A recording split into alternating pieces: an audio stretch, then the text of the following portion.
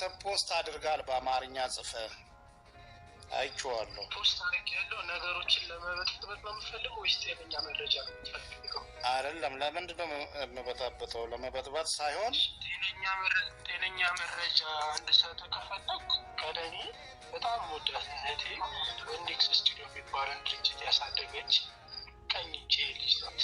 ትናንትና ዓርብ ዕለት ደውላ የልደት ፎቶ አንሳኝ ብላኝ ነበር። ለእሑድ ተቀጣጥረን ነበር። ለእሑድ አልቻልንም። ትናንትና አደረግነው። ትናንትና ከ9 ሰዓት እስከ 10 ሰዓት እስከ 1 ሰዓት አነሳዋት። 1 ሰዓት ላይ እርና ሞልጋኖ ስቱዲዮ እዛ ጋር ተለያየን። ያ የተሰማኝን ሀዘን በጣም በቃ አቅሜ በላይ ስለሆነ የሀዘን መግለጫ እንደ ድርጅትም ያሳደገችኝ እሷ ስለሆነች ማመስገንም ሀዘኔንም መግለጽ ስለፈለኩ ያንን ነገር ፖስት አድርጌያለሁ። ይሄን ያለው ኦኬ።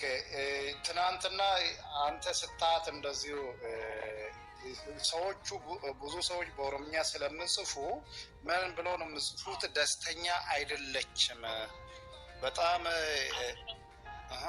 ነገ ቪዲዮ አያይዤ እልክልሃለሁ። በጣም ደስተኛ በጣም ቆንጆ ምንም የጎደላት ልጅ አልነበረችም። በቃ ሁሌ እንደማገኛት ነው አብረን ያሳለፍነው። እኔ ብቻዬን አልነበርኩም፣ ጓደኛዋ ነበረች። በቃ ምንም የተከፋ ነገር የለባትም። ገብቶሃል አይደለ? ያ ልደቷ ነገ ነበረ አይደለ? ዛሬ ነበረ ልደቷ። ልደቷ ገና ነው። ኔክስት ዊክ ነው። ለኔክስት ዊክ ነው ሁሌ እንደምናደርገው 7 ዓመት 6 ዓመት ነው ውስጥ በፎቶ አብረን አሳልፈናል ከእሷ ጋር ማለት ነው። እያገዘች የምከረች ስራ እያሰራችኝ በጣም ብዙ ስራ በጣም ብዙ ስራ ስለሰራች ያገዘኛለች። በቃ እግዚአብሔር ፈቀደ የወደደውን ያደረገው። ባለቤቷ ከእሷ ጋር ነበረ ትናንትና ፎቶ ስታነሳት? አይ አልነበረም፣ እኛ ብቻችንን ነበር። ከዛ በኋላ ወደ ቤት ነው ሄደችው። ትንሽ ተቋረጠ አንተ ስልክ። ይቅርታ ስልክ ሂሪያን እሺተን የሮ ሰውጅቶ ከመካኒ ያደታ ጀሌ እሷን ባዘደቀነት ያሳረፍኩት ነው ልልክ የምችለው። ኦኬ ቴንክ ዩ አመሰግናለሁ። ከፈለክ የኔን ቲክቶክ ልክልሃለሁ፣ እዛም መግባት ትችላለህ። ኮማንደር ማርቆስ ታደሰ መስመር ላይ ያለው በጉዳዩ ላይ ነግሩኝ እንደምን ዋሉ ኮማንደር? ተናገሩኝ ነው አለ መስገናላት። ትናንትና ድምፃዊ አንዱዓለም ጎሳ ባለቤት ወይዘሮ ጣጥሚ የተመለከተ የተለያዩ መረጃዎችን ሰምተን ነበረ። ስለዚህ ጋር የተፈጠረ ነገር ምንድን ነው? ምክንያቱም በማህበራዊ ሚዲያ ላይ በጣም የሚሸራሸሩ የተለያዩ ነገሮች አሉ። እዛ ጋር በእርግጥ የሆነው ነገር እና አሁን ያለበት ደረጃ ምን ይመስላል ነው አድማጮች ጥያቄ እንዲመልሱ ነበር የደወሉት። የተለያዩ ግለሰቦች ማህበራዊ ትስስር ላይ የሚሰሩ ግለሰቦች እየደወሉልን ነበር። የአንዳንድ ጊዜ ወንጀል ከተፈጸመ በኋላ እንደተፈጸመ መረጃውን ወደ ሚዲያ ማውጣት ከጥቅሙ ወደ ጉዳቱ ነው የሚያመዝነው። ስፔሻሊ ጉዳት በደረሰው አካል ላይ የሚያሳድረው ተጽዕኖ ከባድ ነው የሚሆነው። ስለዚህ ያው የተገኘንበት መሰረታዊ ምክንያት ሲሆን የተጨበጠ ነገር እና መስመር የያዘ ነገር መኖር ስላለበት ነው። በመንገድ አሁንም አንዳንድ ማህበራዊ ትስስር ላይ የሚሰሩ ግለሰቦች ትክክለኛ ያልሆኑ መረጃዎችን ያው እያናፈሱ ነው። ተቀብለም ደግሞ ወደ ተለያዩ ቦታ ላይ ሼር የሚያደርጉ ግለሰቦች አሉ። እሱ በምርመራ ሂደት ላይ የሚያሳድረው ተጽዕኖ ከፍተኛ መሆኑን በመገንዘብ ጥንቃቄ ሊያደርጉ እንደሚገባ ያው ከመግለጽ በፊት ዋናው መረጃ ከመግለጽ በፊት ነበር ብዬ ነው። እንዳልከው በ1 7 2017 ዓመተ ምህረት ሌሊት 10 ሰዓት ላይ የተከሰተ እጅግ በጣም መሰለኝ ሁላችንም እጅግ በጣም ያሳዘነን የወንጀል ሁኔታ ማለት ነው የተከሰተው። አደጋ ሁኔታ ነው የተከሰተው በልዩ ኩራት ከተማ ወረዳ 3 ሰንሻን ቤቶች ክሊኒክ ላይ ውዳሴ ህንፃ የሚባል አለ። እዛ ፎቅ ላይ ካለ ቤት ውስጥ ኪችን አለ። የኪችኑ ገንዳ በዛ በኩል ከ5ኛ ፎቅ ላይ እንግዲህ ወደ ታች በመወርወር ነው ወጣት ቀነኒ አዱኛ ህይወቱ አልፎ 25 ዓመት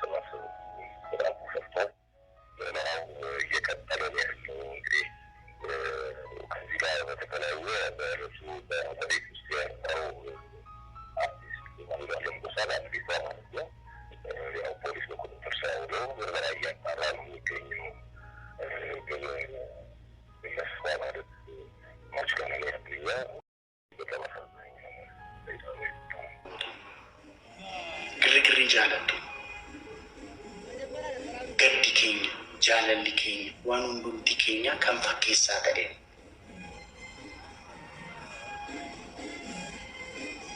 isaaniishi namni hundumtuu galee waan hundumaa akka borcuun godhina tasgabbaa maal xinnoo tasgabbaa shi gaariidha tasgabbaa akkas jedhe Andu'aalam ati yaa qanoo koo boqonnaa argatte ansiif gubadheera ibiddatti na naqxe gamanaa na dhaadu gamanaa na yaadu gaafii na gaafata sabni kee bal'aanu ammaalan deebise ayooma si argee odoo si jaaladhu ayooma si darbee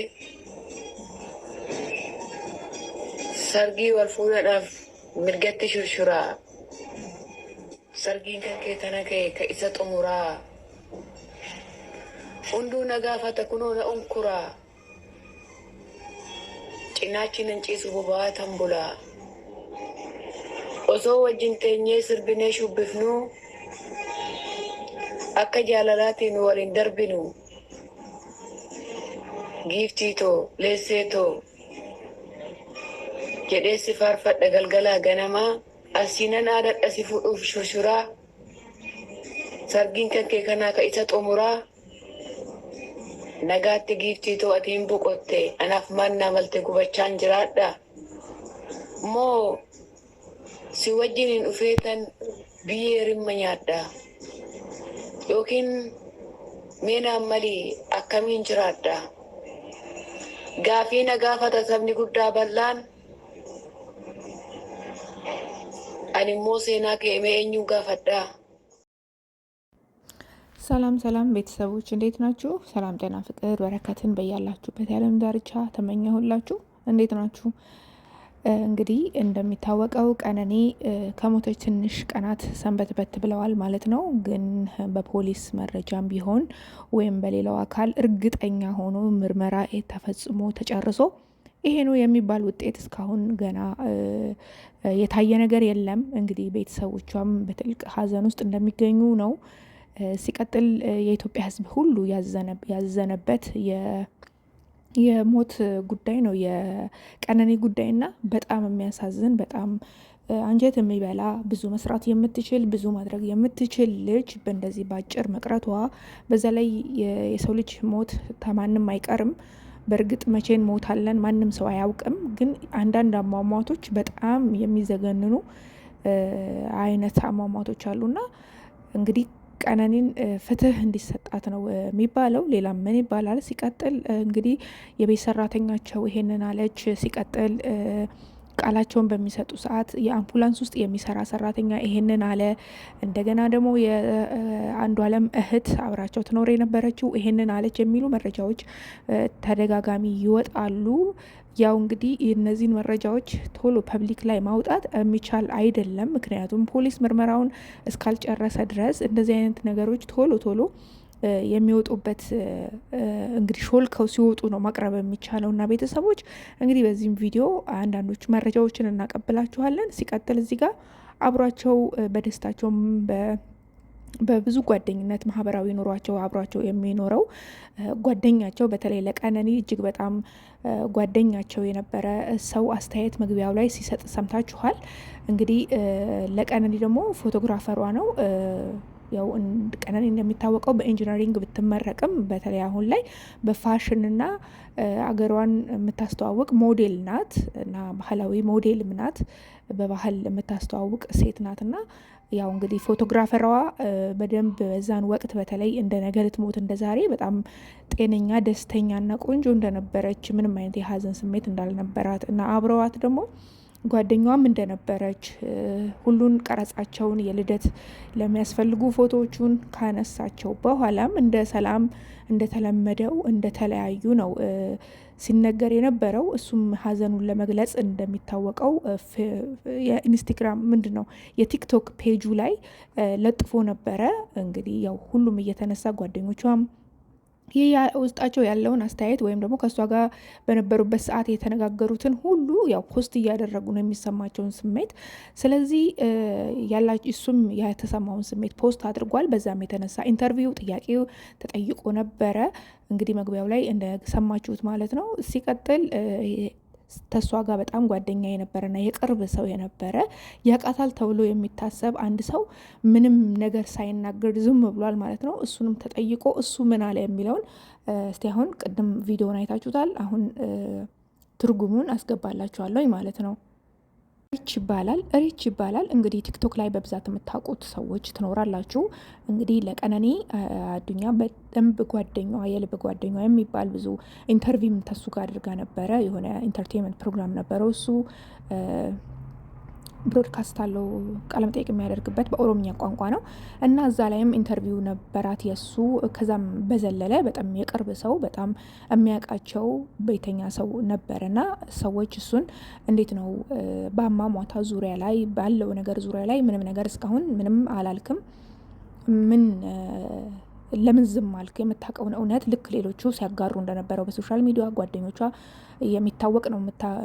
በዚህ ሶሻል ሚዲያ ላይ በደንብ ጓደኛዋ የተጻጻፉትን ያወሩትን በጣም በቁጭት ውስጥ ሆና እንዲህ ሲፈጸምባት ነበር ብላ ያጋራችሁ በዋትሳፕ የተላላኩትን ያጋራችሁን ታስታውሱታላችሁ ቤተሰቦች። እሱን አጋርተዋል እንግዲህ የሚያውቋቸው ሁሉ። ፎቶግራፈሯም ከዚህ በፊት የሆነውን እንዳልኳችሁ አጋርቷል። እነዚህ ጋር እንግዲህ ሪችም ሲጠየቅ ምንም ነገር ለማለት ፍቃደኛ አይደለም፣ በምታዩት መልኩ ማለት ነው፣ በሰማችሁት መልኩ ኦሮምኛ የምትችሉ ሰዎች እና ምንድን ነው ያለው? እኔ ምንም ነገር ከማለት እቆጠባለሁ፣ ህጉ ይዞታል ጉዳዩ በህግ እስከተያዘ ድረስ እኔ ምንም ማለት አልችልም፣ አልፈልግም። ያው እንግዲህ ይሄንን ያለበት ምክንያት እንደሚመስለኝ ብዙ ነገር በሶሻል ሚዲያ ላይ እየተንሸራሸረ እና ብዙ ነገር እየተባለ ነው። ግን ለልጅቷ ፍትህ የሚሰጥ ነገር ትክክለኛ ይሄ ነው ብሎ አባቷም አንዷለምን አሟሟቷን ልጄን እጠይቀዋለሁ ማግኘት እፈልጋለሁ ያሉት ነገር በጣም አንጀት የሚበላ ነው በፈጣሪ እና እሱን ሁሉ ማለት ነው እንደሚታወቀው ምንም ማለት ስላልፈለገ በቃ ይመስለኛል ምንም እዚህ ውስጥ ገብቼ ይሄ ነው አልልም። ጉዳዩን ህግ ይዞታል። እኔም በቃ ሁሉም ነገር አርቲፊሻል፣ ሁሉም ነገር ውሸት ነበር ለካ። አማየው ደስታ፣ አማየው ሳቅ፣ አማየው ግንኙነት ትክክለኛ አልነበረም፣ እውነተኛ አልነበረም ነበር ሲል የነበረው ሪች ማለት ነው። ስለዚህ እንግዲህ የቅርብ ሰው እንደዚህ አይነት ነገሮችን የቅርብ ሰዎች እንደዚህ አይነት ነገሮችን በሚሉ ሰዓት አጠራጣሪ ነው የሚሆነው እና በዛ ላይ የማሟቷ ቅርብ ሰዎቿ፣ ጓደኞቿ፣ ቤተሰቦቿ እንደዚህ አይነት ነገር የሚናገሩ ከሆነ የአሟሟቷ ሁኔታ በጣም ትልቅ ጥያቄ ውስጥ የሚያስገባ ነገር ነው። በራሱ ጥያቄ የሚያጭር ነገር ነው። ከፎቅ ላይ ወድቃ ሞታለች የሚለው ነገር ደስተኛና ጤነኛ የነበረች ልጅ እንዴት እንደዚህ ልትሆን ቻለች የሚለው ትልቅ ጥያቄ የሚያስነሳ ነገር ነው። ቤተሰቦች እንደምታውቁት ብዙ ነገሮች እዚህ ሶሻል ሚዲያ ላይ ሲተላለፍ ነበረ። በዛ ላይ ደግሞ እች ልጅ ብዙ ኃላፊነት የሚጠብቃት ልጅ እንዳላት፣ ወላጅ እንዳላት፣ ወላጆቿ ብዙ እንደሚጠብቁ ከሷ ተምራ ሀገሯ ከሷ ብዙ ነገር እንደሚጠብቅ በኢንጂነሪንግ ብትመረቅም በረግጥ የምትሰራው በሞዴሊንግ ዙሪያ ነው እና ይሄም ሀገሯ ብዙ አትጠብቃለች። ቤተሰቧ በዛ ላይ አንድ ልጅ አላት፣ በዛ ላይ ደግሞ እርጉዝ ናት። እነዚህ ነገሮች ሲደራረብ እቺ ልጅ ራሷን ለማጥፋት ምንም አይነት ብዙ ኃላፊነት ያለባት ብዙ ነገር የሚጠብቃት ነውና አባቷም ይሄንን ነበር የተናገሩት። እንደውም አንዷለምን ማግኘት እና ማናገር እንደሚፈልጉ ሁሉ ተናግረዋል። ይሄ አንጀት የሚበላ ነገር ነው ለአባት። በጣም ብግን ላለች ለወላጅ እናት የልጇን ደስታና ዓለሟን ለማየት የተዘጋጀች እናት ይህንን ነገር መቀበል ከባድ ነው። ስለዚህ ለእነዚህ ሰዎች ፍትህን እግዚአብሔር ይስጣቸው እና ሌላው ተመልካቾች እንግዲህ የአንዷለምን ኬዝ የያዘውም የአዲስ አበባ ፖሊስ ከኦሮሚያ ፖሊስ ጋር እንደተጋጩም ሰምተናል። በኬዙ የተነሳ ማለት ነው። በአንዷለም ጉዳይ ላይ የኦሮሚያ ፖሊስና የአዲስ አበባ ፌዴራል ፖሊስ እንደተጣሉም መረጃዎች እዚሁ ሶሻል ሚዲያ ላይ ሲዘዋወሩ ነበረ። ከታማኝ መረጃ ከሚያቀርቡ ሚዲያዎች ነው የሰማሁት። እና እንግዲህ ይሄ ሁሉ ነገር እውነትን ለማድበስበስ አንዱ ምክንያት ሌላኛውን እየወለደ ምክንያት እየሆነ ፍትህ ሳይሰጣቸው እንዳይቀሩ እንላለን። ከዚህ በፊት የትዝታን አሟሟት ይኸው አሁን ምን ላይ ድረስ አይታወቅም። የፌቨን ጉዳይ እንጥልጥል ላይ ነው። ምንም የሚታወቅ ነገር የለም። መጨረሻው ብዙ ነገሮች ፍርድ ሳይሰጥባቸው ወይም ደግሞ እንዲህ ነው ሳይባሉ የቀሩ ነገሮች አሉና ለሟችም እንዲያርፍ ለቋሚም ቢያንስ ይሄ ነው ብሎ በጸጸት እንዳይሞት ጥያቄ ውስጥ እንደተብሰለሰለ እንዳይኖር ፍትህን እንጠይቅ ሁላችንም። አድማጭ ተመልካቾቻችን የዛሬውን ፕሮግራም በዚህ አቅርቤላችኋለሁ። ሀሳብ አስተያየታችሁንና የምትሰማችሁን ኮሜንት ሴክሽኑ ላይ እንድታስቀምጡልኝ ጋብዛለሁ። ለሁላችሁም በያላችሁበት የዓለም ዳርቻ ሰላም፣ ጤና፣ ፍቅር፣ በረከትን እመኝላችኋለሁ። አበቃው ለዛሬ ቻው።